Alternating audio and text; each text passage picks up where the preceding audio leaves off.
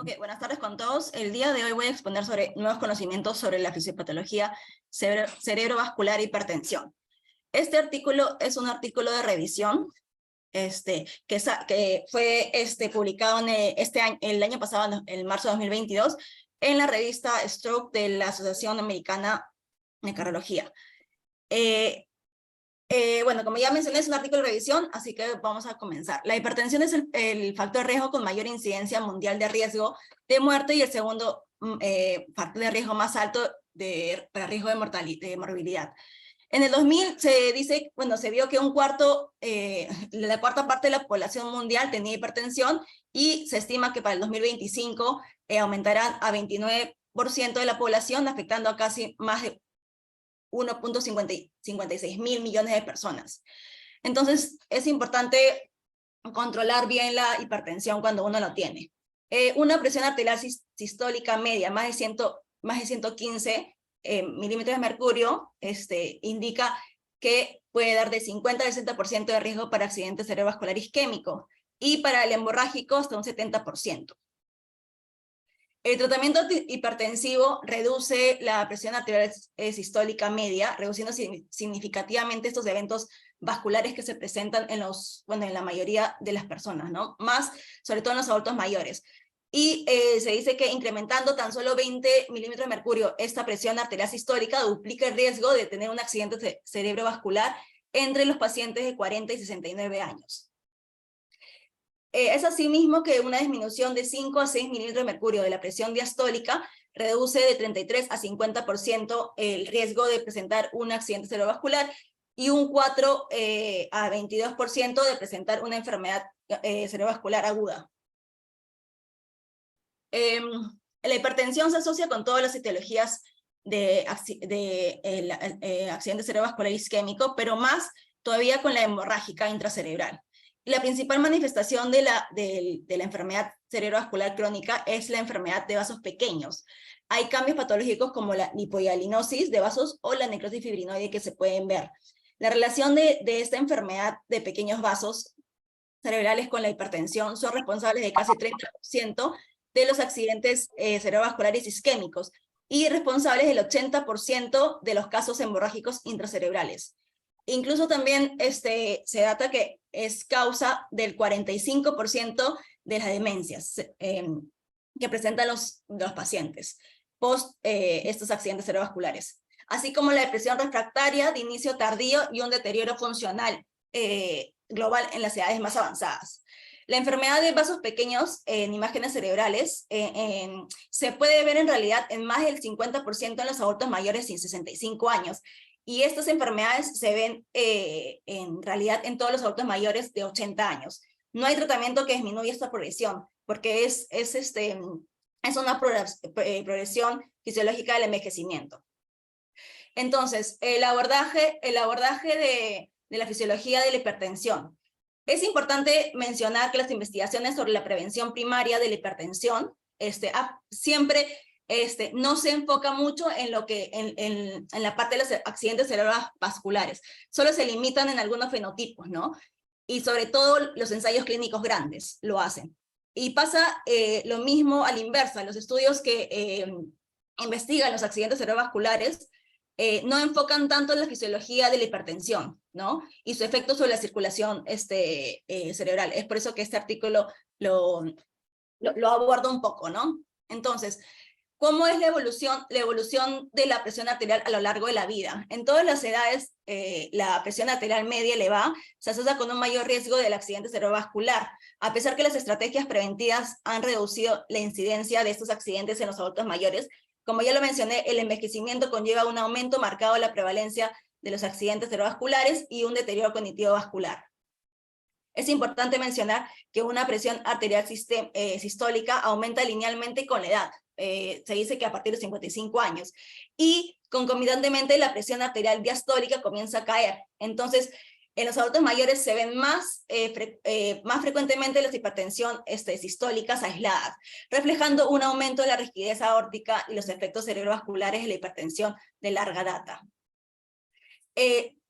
Aquí las hiperintensidades de la sustancia blanca y las presiones arteriales sistólicas concurrentes están fuertemente asociadas a todas las edades, pero existe una relación mucho más fuerte en una presión arterial alta en la mediana edad.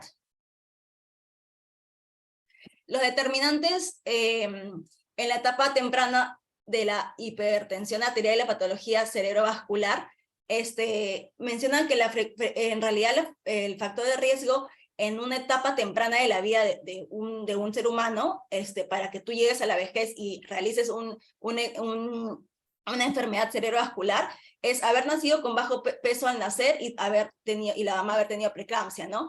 Pero, sin embargo, los factores de riesgo vasculares siguen siendo dominantes después de la infancia. Entonces, cuando un paciente tiene una lesión cerebral aguda, hay una hiperactividad del sistema nervioso simpático, por lo que aumenta la presión arterial. Y esto puede ser un posible objetivo del tratamiento, como, por ejemplo, realizar una denervación simpática renal, que pueden dar reducciones en la presión arterial sistólica, incluyendo se dice que hay hasta un 40%, se reduce hasta 40 de mercurio. Es así que cuando se hizo en el 2014 el estudio Simplicity, que es un estudio autorizado ciego, en este estudio se realizó en pacientes hipertensos, obviamente, que te estaban tomando antihipertensivos, pero al realizar la denervación de la arteria renal, sí se vio que fue segura, pero no fue eficaz, no bajó mucho la presión arterial. Y esto fue porque tuvo un sesgo, porque posteriormente a la denervación no hicieron el seguimiento si los pacientes estuvieron tomando o no los antihipertensivos. Sin embargo, hay un estudio reciente que es el Radiance HTN, que fue en el 2018, que es un estudio clínico más grande, multicéntrico, simple ciego, y fue internacional, realizado en Estados Unidos y en Europa, donde aquí se incluyó a los pacientes que discontinuaron los antihipertensivos, se le realizó la denervación, y posteriormente, a los 2 meses, se vio que hubo una baja de presión arterial, una disminución de la presión arterial, sin haber reiniciado los antihipertensivos. Entonces, por lo que sugiere que la denervación podría ser un objetivo de tratamiento probablemente para los pacientes con patologías cerebrovasculares e hipertensión arterial, ¿no? Sin embargo, otra alternativa de un objetivo es la terapia de activación de barroreceptores, que es un estimulador implantado que aumenta el equilibrio parasimpático y simpático, reduciendo la presión arterial y dejando de lado este otro objetivo que mencioné anteriormente. En cuanto a la velocidad de la onda de pulso, el fenotipo hipertenso en el adulto mayor, como ya lo había mencionado, tiene rigidez arterial, lo cual reduce la elastina y aumenta el colágeno de la aorta, ¿no? Reduciendo así la extensibilidad vascular y aumentando la velocidad de desplazamiento de la onda de presión aórtica desde el corazón hasta las arterias carótidas y femorales, ¿no? La velocidad de onda de pulso en realidad es el patrón de oro para medir la rigidez aórtica, ¿no? Y una velocidad arterial, velocidad de onda de pulso más de 12 metros por segundo indica que hay una lesión de órgano diana. Este marcador de envejecimiento vascular aumenta el riesgo en 1.54 veces para que el paciente presente ictus. Y su progresión depende de la presión arterial. Entonces, una elevación de la presión arterial sistólica en 20 milímetros de mercurio se asocia con una progresión de 1.14 metros sobre segundos en la velocidad de onda de pulso. Y existen fuertes asociaciones entre la velocidad de onda de pulso aórtico y los fenotipos cerebrovasculares específicos, como por ejemplo el accidente cerebrovascular lacunar agudo, la hemorragia intracerebral profunda, o incluso también las enfermedades de pequeños vasos, ¿no? Y con riesgo de tener 1.25 a 1.3 de riesgo, riesgo de aumento en la velocidad de la onda de pulso, asociada con un aumento de la gravedad de las hipertensidades en la materia blanca en las escalas de Faseca.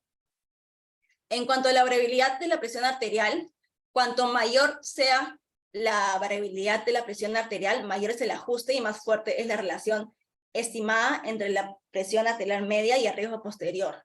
Hay una asociación entre esta variabilidad y la rigidez arterial, ¿no? Que apoya la importancia del complejo fenotípico poco estudiado de la vida tardía, que es en la enfermedad severa de pequeños vasos y el deterioro cognitivo vascular. Y es en eso que este artículo reincide bastante, ¿no? En esta enfermedad severa de los pequeños vasos que en teoría no hay ningún tratamiento específico, ¿no? Y muchos adultos mayores lo tienen conforme pasan los años. Entonces, en cuanto a la fisiopatología de la hipertensión cerebrovascular, netamente en la enfermedad cerebrovascular, el aumento de la tensión en el endotelio contribuye a la inducción de la aterosclerosis y la estenosis aórtica. Se ha abordado con tratamientos específicos, como por ejemplo para la fibrilación auricular o la aterosclerosis carotidia, ¿no? Reduciendo así el riesgo de tener un accidente cerebrovascular. Sin embargo, los efectos intracraniales de la hipertensión, particularmente, como ya lo he mencionado, de esta enfermedad de pequeños vasos cerebrales, aún no son objetivos equivalentes al tratamiento, pese a las múltiples vías identificadas que modifican el efecto de hipertensión y el control de flujo de sangre al cerebro, ¿no? Y en cuanto a los cambios fisiopatológicos de la hipertensión arterial, la remodelación hipertrófica depende en parte de la inervación simpática de las vías nerviosas, ¿no? El óxido nítrico derivado del endotelio sabemos que el óxido nítrico lo que causa es una vasodilatación, y en el adulto mayor hipertenso hay una hiperemia funcional reducida, lo que causa una reactividad vascular reducida, ocasionando una enfermedad de pequeños vasos cerebrales, y por lo tanto un aumento de esta induce a una disfunción endotelial. Como sabemos, la hipertensión arterial crónica se asocia con cambios característicos en los vasos de todo el cuerpo, ¿no? Estos cambios, como ya lo había mencionado, la aterosclerosis intracraneal, la estenosis, y en los vasos más pequeños induce hipertrofia muscular, reduciendo así el lumen y su estabilidad, ¿no? Alterando la perfusión en reposo, y se evidencia con las hipertensidades que vemos en la sustancia blanca. Entonces, la disfunción de la barrera hematoencefálica puede ser inducida directamente por la hipertensión crónica, como potencial mecanismo para desarrollo de estas enfermedades de vasos pequeños, o deterioro cognitivo por efectos hemodinámicos o por inducción de estrés oxidativo e inflamación de bajo grado por vías mediadas por beta-amiloide, ¿no? Cosas que vemos frecuentemente en los adultos mayores. Los fenotipos de las enfermedades de pequeños vasos cerebrales se asocian con el 30% de los accidentes cerebrovasculares isquémicos, y el 80% de las hemorragias intracraneales, intracerebrales, y el 45% de la demencia. Las microhemorragias que se ven netamente en el área profunda de los ganglios basales y en el tronco encefálico se asocian bastante con la hipertensión, ¿no? También se asocia con la hipertrofia ventricular izquierda, con la rigidez arterial y la presión de pulso, con una relación dosis-respuesta después entre la hipertensión y la gravedad de las microhemorragias. Es por eso que vemos bastante adultos mayores con este tipo de fenotipo de enfermedad de pequeños vasos. La hipertensión puede desencadenar una hemorragia lobar sintomática en la angiopatía amiloide cerebral, lo cual existe una asociación general más débil con la hipertensión, lo que sugiere que la hipertensión no agrava la angiopatía amiloide cerebral, pero no puede causarla. O sea, puede agravarla, pero no puede causarla. Y en cuanto a la pulsatilidad cerebral, esta está fuertemente asociada con la gravedad de las hipertensidades de la sustancia blanca, los infartos lacunares agudos, las microhemorragias cerebrales y las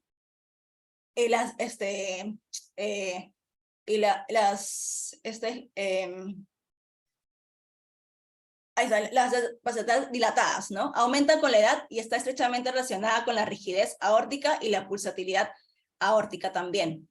Es altamente reproducible, progresa a partir de los 65 años y predice de forma independiente de riesgo de eventos cerebrovasculares recurrentes, ¿no?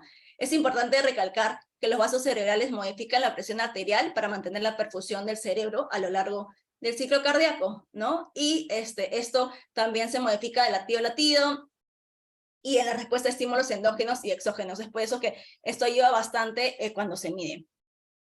En cuanto a la reactividad cerebrovascular, el endotelio controla la respuesta cerebrovascular a los estímulos, regulando el tono del músculo liso a través de vías vasodilatadoras y vasoconstrictoras equilibradas. La reactividad se mide más comúnmente alterando los niveles de CO2 y midiendo respuestas vasculares, ¿no? Ya sea en las resonancias o en la velocidad de flujo sanguíneo cerebral.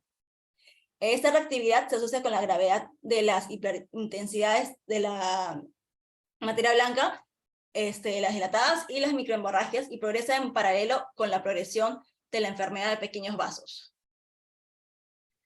La autorregulación cerebral se dice que mantiene el flujo sanguíneo cerebral a pesar que haya cambios en la presión arterial, ¿no? Con una elevación sostenida de la presión arterial que induce vasoconstricción y mayor resistencia al flujo sanguíneo.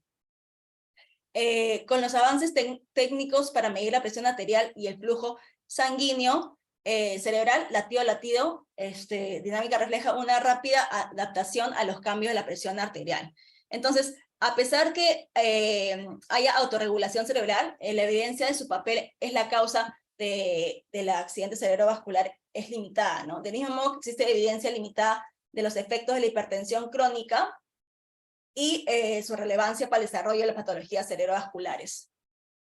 Entonces, en los mecanismos que les acabo de mencionar, los tres más frecuentes y lo más importante es la pulsatibilidad cerebral, que puede inducir hipo e hiperperfusión. También tenemos a la reactividad cerebrovascular, que puede inducir hipo e hiperperfusión, y también la autorregulación dinámica, que finalmente produce una hipo o hiperperfusión, dando también las enfermedades, los accidentes cerebrovasculares, las enfermedades de vasos pequeños, y probablemente en un 45% de deterioro cognitivo y llegan hasta la demencia. Entonces, como conclusión, la rigidez, la disfunción de los vasoreceptores y una mayor reactividad al estrés progresa a partir de los 55 años, como había mencionado anteriormente, en paralelo con la progresión de la hipertensión arterial, ¿no? Y el control es adecuado de la hipertensión arterial mediante su reducción ha surtido mucho efecto en la incidencia de los accidentes cerebrovasculares, reduciéndolos, pese a que siendo necesario definir que medicamentos no son óptimos en la prevención secundaria del accidente cerebrovascular. También mencionan que, también como conclusión, varios ensayos actualmente están probando intervenciones que se reutilizan para enfocarse en esos aspectos específicos que mencioné, sobre todo en la enfermedad de pequeños vasos, ¿no? Y el desarrollo del efectos fisiológicos complejos de la hipertensión en la circulación cerebral, particularmente en el contexto de las enfermedades de pequeños vasos cerebrales, y sus consecuencias crean un paradigma para que futuramente se sigan viendo y tratando nuevos tratamientos enfocados a estos. Eso es todo. Muchas gracias.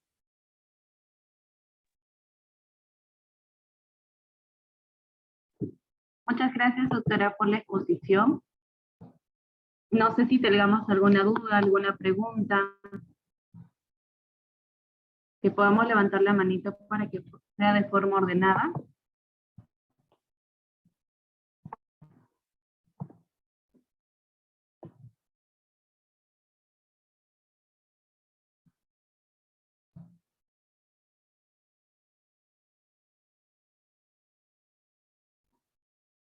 Katy, levanté mi mano. No hay ninguna pregunta, totalmente entendible, entonces les No, bajé mi, estoy doctor. levantando mi mano.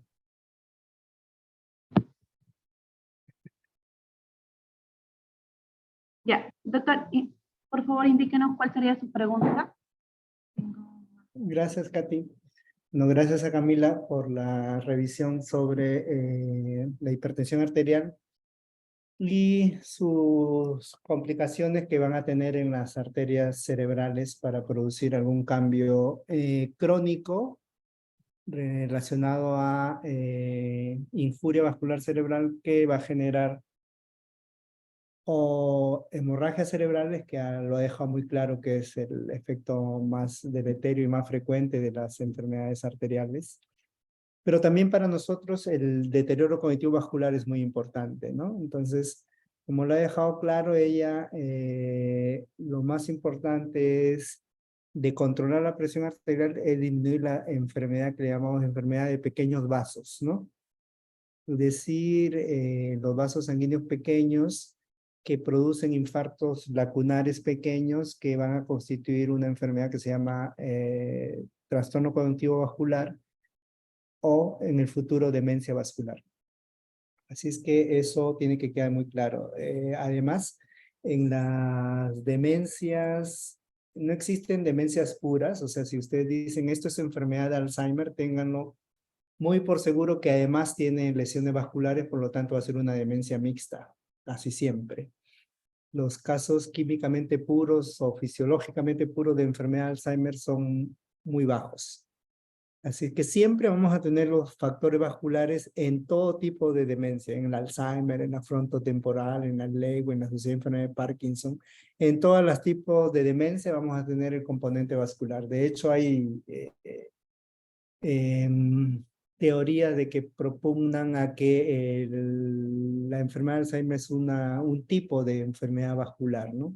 Otros le dicen que la enfermedad de Alzheimer es un tipo de diabetes tipo 3. Entonces hay muchas historias alrededor de esto para que ustedes vean la importancia de controlar la presión arterial. Yo quería felicitar a Camila y también hacerle una pregunta sobre controlar bien la presión arterial desde que se hace el diagnóstico disminuye el riesgo de progresar hacia demencia vascular. Eso No está necesariamente, demostrado. porque Adelante.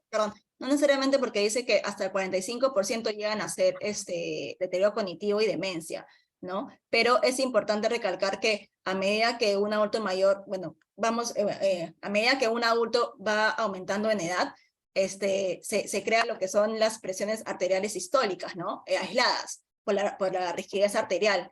Entonces, es más factible que si uno no controla ese tipo de hipertensión, porque normalmente a veces uno controla cuando hay la combinada, que es la hipertensión sistólica elevada y la presión diastólica elevada, ¿no? Eso es lo que mayormente vemos en la etapa adulta media, ¿no? Pero en la etapa adulta mayor solo vemos la sistólica elevada. Entonces, si no controlamos muy bien eso, ya como yo lo he mencionado, se va a empezar a aumentar las hiperintensidades en la materia blanca, con lo cual nos dice que hay una enfermedad de vasos pequeños y esta puede inducir demencia. Y como se menciona en el artículo, llega a ser demencia hasta un 45%. Todavía están investigando más respecto a ello, ¿no? Pero sí los artículos que se han investigado de la hipertensión no abordan estas vías, ¿no? Ok, gracias. La relación de lesión de sustancia blanca y deterioro cognitivo en la muestra peruana no tiene relación. Sí, no hay. De hecho, tú puedes tener lesión de sustancia blanca, FASECAS 3 y cognitivamente estar normal, o tener Correcto. FASECAS 0 y tener deterioro cognitivo. Entonces, lo más importante es controlar presión para no tener infartos lacunares, ¿no? Sí. Y también importante definir que los infartos lacunares no dependen del tamaño, sino de dónde se localizan, ¿no? Los sitios estratégicos. Ok, el tálamo, el núcleo caudado es un punto importante para lo que conversábamos el otro día sobre el circuito de Papez, ¿no? El circuito de Papez es muy importante porque es un circuito que nace en el lóbulo temporal, ahí en el hipocampo, se dirige al tálamo y luego se va hacia la corteza prefrontal, de tal manera que si tú interrumpes esa conexión en el tálamo por un infarto estratégico, te vas a comportar como un problema de Alzheimer sin ser Alzheimer, aunque las características del deterioro cognitivo son parecidas, pero además tienen unos compromisos adicionales de lenguaje aparte de la memoria de hechos recientes, ¿no? José está levantando su mano, tal vez podemos comentar con José. Sí, ¿qué tal? Buenas tardes con todos. Buenas tardes, doctora Camila. Muchas gracias por la exposición. Discúlpeme bien, solo pude entrar los últimos 10 minutos. Quiero hacerle una pregunta, si encontró algún artículo o alguna relación, por ejemplo, en los trastornos de la marcha, quizás hay una mayor asociación en los trastornos cognitivos vasculares, en este caso puntualmente, a comparación a otros tipos de trastornos neurodegenerativos. Esa es mi pregunta. ¿Sí cree que en este tipo de trastorno sería más frecuente ver los trastornos de marcha como predictores para que una persona pudiera tener ese tipo de trastornos cognitivos? En la enfermedad, claro. No encontré un artículo específicamente de ello, pero depende, o sea, depende en realidad de dónde haya sido el infarto, ¿no?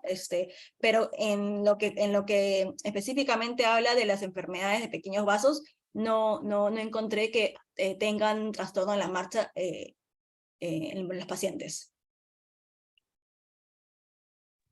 Ok, sí.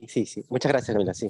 Era mi duda más que nada, si quizás por lo que había comentado el doctor Custodio, quizás en este tipo de trastornos podría ser más frecuente ver a una persona y predecir que realmente pudiera ser un trastorno cognitivo propiamente, ¿no? Antes de que lo desarrolle. Sí, en este artículo que revisó Camila no hay, pero si tú aplicas tus criterios de neuroanatomía, los infartos lacunares o la lesión de sustancia blanca es predominantemente frontal. ¿Se acuerdan ustedes? Yo les mostré algunas imágenes de un corte de cerebro donde habían puntos negros y del tálamo hacia adelante había más puntos negros que del tálamo hacia atrás. Eso quiere decir que los hipertensos crónicos suelen hacer infartos lacunares en la parte frontal del cerebro. Y es por eso que hay una expresión clínica que es el trastorno cognitivo vascular, pero además hay trastorno de marcha. Algo similar con lo que pasa con los pacientes que hacen trastorno de marcha por hidrocefalia a presión normal. Los pacientes con estos problemas de lesiones vasculares se comportan de esa manera, de tal manera que uno de los indicios para nosotros decir que hay un rol adicional al problema vascular del hipertenso es sus trastornos de la marcha que suelen ser asociados a este tipo de patología. Y de hecho sí, ustedes como geriatras nos enseñan a nosotros los neurólogos que tenemos que tener más en cuenta el valor de la marcha adicionado al tema cognitivo. Doctor Diego tiene una pregunta. Diga, Adelante. doctor, por favor. Sí, ¿qué tal? Buenas tardes con todos. En este caso específico, con respecto a las demencias musculares, según la exposición que he podido apreciar de la doctora, se hablaba acerca también sobre la lesión endotelial, ¿sí? Cómo la lesión endotelial juega una función primordial para que a futuro se pueda desarrollar la demencia. Quizás alguno de los doctores o quizás la doctora, en este caso, podríamos comentar acerca quizás de otra patología vascular que tiene mucha relación, por ejemplo, con la disfunción endotelial, que es la migraña, ¿no? Por lo que he podido leer o por lo que he podido averiguar un poco, es que se sabe que la migraña es un factor, ¿no?, que se tiene en cuenta para el desarrollo de demencia vascular. Y es interesante saber, por ejemplo, cómo la alteración del endotelio puede alterar esa capacidad de vasodilatación y vasoconstricción, que también se ve en los pacientes con hipertensión, ¿no?, por lo largo del daño endotelial que tienen a lo largo de los años.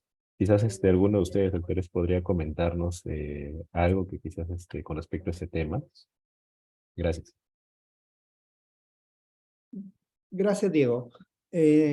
A diferencia de la fisiopatología de la enfermedad de Alzheimer, donde tú tienes una alteración muy clara en las proteínas de amiloide y la proteína tau que te generan con seguridad placas seniles y ovíos neurofibrilares que se empiezan depositando en el hipocampo y finalmente se extienden y eso desarrolla la enfermedad de Alzheimer. Suele ser sencillo y fácil la enfermedad de Alzheimer desde el punto de vista fisiopatológico de cómo se produce el inicio de la localización de las proteínas anormales y cómo se extienden y tú cómo clínicamente lo puedes ir sospechando.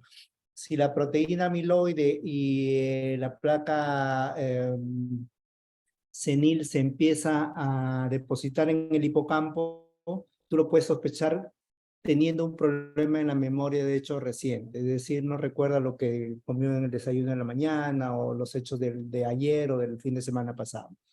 Y conforme avanza ya tienes otros problemas como problemas de la dominación, luego problemas de orientación, o sea que según la extensión de la fisiopatología tú puedes ir sospechando cómo avanza la enfermedad en esta persona. En demencia vascular es un síndrome, no existe una sola enfermedad que te produzca demencia vascular. Y ahí viene para completar tu inquietud. Puede ser hipertensión, puede ser diabetes, puede ser hiperlipidemia y puede ser múltiples factores que lo que hacen es, en el caso más fácil, hay una demencia vascular por infartos de arterias grandes, ¿no? Por ejemplo, se te infarta la arteria cerebral media y tú vas a tener, dependiendo del área de la lesión, una hemiplegia y además afasia, ¿no? En el tiempo, después de 4 o 5 años, haces epilepsia, una convulsión por el área infartada, o demencia vascular, que es demencia vascular post-stroke. Ese es un tipo de demencia vascular. Otro tipo es la que estamos hablando, la de infartos lacunares. Es un infarto estratégico, es un infarto en el tálamo y te produce una demencia por infarto del tálamo o una demencia post-stroke, pero por arterias pequeñas. ¿Ya? Y hay otro tipo de demencias, por ejemplo, las asociadas a lesiones vasculares por un paro cardiorrespiratorio, por ejemplo, por una hipoxemia prolongada, en donde el paciente puede recuperar todas sus funciones motoras, pero cognitivamente va a quedar, ¿no? Y están las migrañas, donde la explicación fisiopatológica tiene que ver con la compensación, porque la migraña explica su dolor porque hay dilatación arterial. Cada vez que la arteria se dilata, golpea la dura madre y eso explica el dolor pulsátil de la migraña. Compensatoriamente tu cerebro empieza a hacer vasoconstricción. En algunos casos tú puedes hacer vasoconstricción y cierras tanto por minutos prolongados una de las arterias que haces un infarto. Pero la mayoría hace infartos muy pequeños de sustancia blanca frontal. Es por eso que se relaciona a los pacientes con migraña con probable deterioro cognitivo vascular en el tiempo, pero está relacionado al número de ataques de migraña y el número de veces que tu cerebro haya tratado de compensar con vasoconstricción. No es frecuente, pero sí se calcula 1 de cada 100,000 pacientes con migraña podrían tener trastorno cognitivo vascular. Pero ahí queda la duda si el factor confusor no fue además genético, otras anormalidades más que solamente la migraña. ¿Quedó claro, Diego? Gracias, doctor. El doctor Huelca tiene una pregunta. Dale. Doctor Huelca, Gracias. Sí, no, quitar acotar a lo que dijo el doctor Custodio, también, como ya lo había comentado al final, que existen trastornos genéticos autosómicos dominantes, como el CADASIL, que si bien es cierto no producen una migraña propiamente, sí producen cuadros similares y producen también trastornos cognitivos, ¿no? Asociados, ¿no? Que de hecho creo que en la revisión de un estudio del doctor Lopera, que él comentó sobre pacientes que tenían o que habían sido evaluados inicialmente por demencia y habían encontrado trastornos vasculares en edades muy menores de 60 años y pues se encontró que tenían alteraciones genéticas, ¿no? Relacionadas al gen NOTCH3, creo que es el que está relacionado con el CADASIL. Gracias, José Carlos. Sí, mucho más raro que las migrañas, pero sí hay que tenerlas en cuenta cada siglo.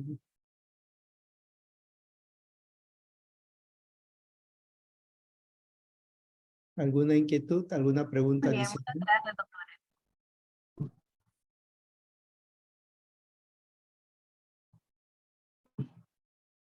Creo que ya no hay ninguna pregunta adicional. Muchísimas gracias, doctores, por la acotación aparte. Y gracias, doctora, por estar con nosotros hoy. Gracias a todos. Nos vemos pronto en 2 semanas con la doctora Camila. Hasta Gracias, luego. hasta luego. Buen fin de semana. Hasta Feliz luego. Día del Padre para todos. Semanas. Cuídense.